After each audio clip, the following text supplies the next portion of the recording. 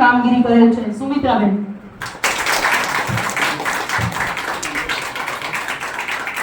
નારીસ્તુ પૂજ્યંતે રમંતે તત્ર દેવતા. જ્યાં નારીઓ પૂજાય છે ત્યાં દેવો આનંદ પામે છે. આવું જ કંઈ સિદ્ધ કર્યું છે અનાર્જ હેડ કોન્સ્ટેબલ સુમિત્રાબેન હીરામણભાઈ ખુરકુટે.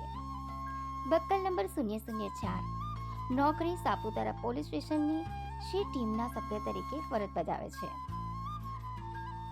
સુમિત્રાબેનને નાનપણથી જ ખાકી પહેરવાની ઈચ્છા હતી. નાના હતા ત્યારે ચોર પોલીસ રમતા હતા અને જ્યારે પ્રથમ વખત 2010માં સુરત ખાતે ભરતી થઈ. 1 વર્ષ પોલીસ કોન્સ્ટેબલ તરીકે ફરજ બજાવી, પરંતુ તેમણે તો સેવા કરવી હતી ડાંગ જિલ્લાની. પાછી પોલીસ પરીક્ષાની તૈયારી કરી.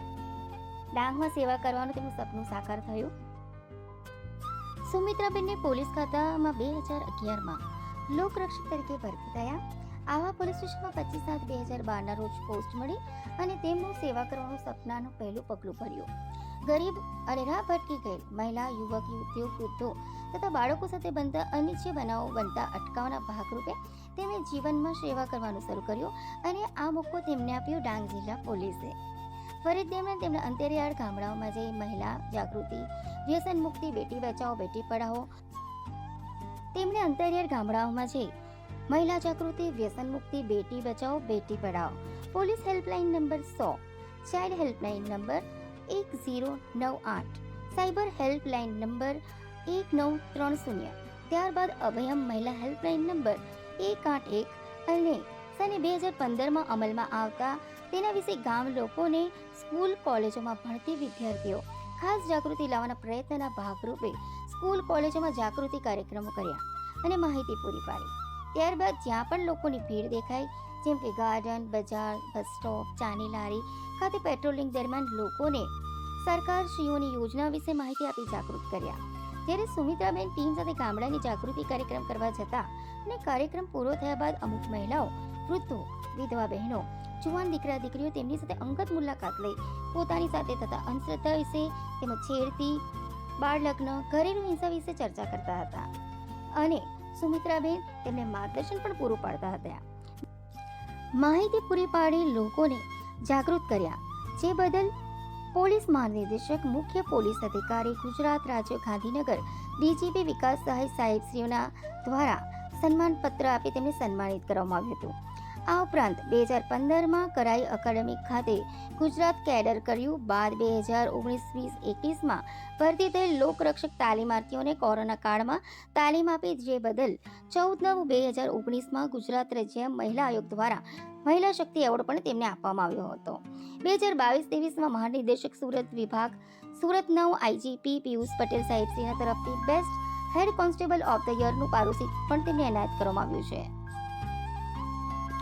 ડાંગ જિલ્લામાં પ્રોજેક્ટ દેવી અંતર્ગત ડાંગ જિલ્લાની શી ટીમ દ્વારા અને સુમિત્રાબેન સાથે મળીને પીડિત મહિલાઓની સમયાંતરે મુલાકાત કરવામાં આવી રહી છે. તેમજ તેમને સરકાર તરફથી મળતી સુવિધાઓ જેવી રાશન કીટ, વૃદ્ધ સહાય યોજના, વિધવા સહાય યોજના, ઉજ્જવલા યોજના, આયુષ્માન ભારત, જેમના બાળકો હોય તેમને ભણતરની વ્યવસ્થા, નાના અને લઘુ ઉદ્યોગો માટે ઉત્તેજનની લોનની વ્યવસ્થા, આ ઉપરાંત સરકારની બીજી યોજનાઓ જે મહિલાઓને આપી શકાય તેથી તમામ મદદ માટે કાર્યવાહી સુમિત્રાબેન અને સી ટીમના સભ્યો દ્વારા કરવામાં આવી રહી છે.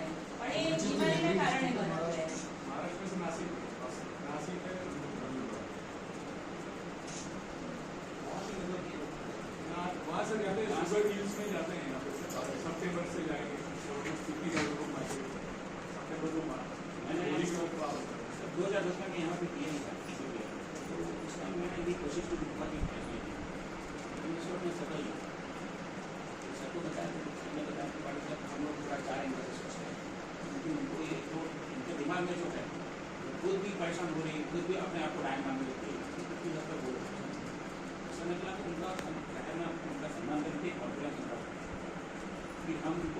बार हम खुशी में हमारे बच्चे से करें कि सब खुद आए ऐसे सब खुद विजिट करें, तो इनको मतलब बात एक थोड़ा कॉन्फिडेंस मिल कॉन्फिडेंस उनका। फिर हम लोगों ने शुरू कर दिया, सर ने बताया कि भाई किस तरह से हम लोग 15 से 10 योजना तकरीबन 45 दिन की योजना है, जो भी उनको रिजर्व करिए उनको दिलाने के लिए हमको ये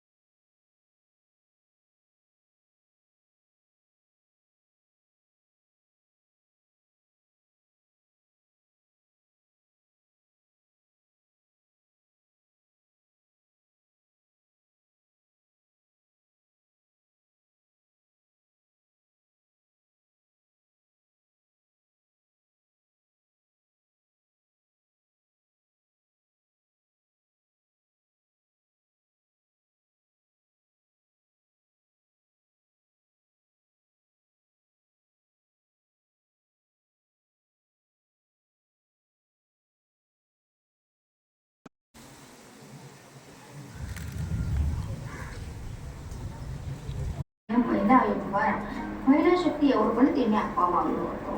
2022-23માં મહાનિર્દેશક સુરત વિભાગ સુરતના આઈજીપી પિયુષ પટેલ સાહેબના તરફથી best head constable of the યરનું પારિતોષિક પણ તેમને એનાયત કરવામાં આવ્યું છે.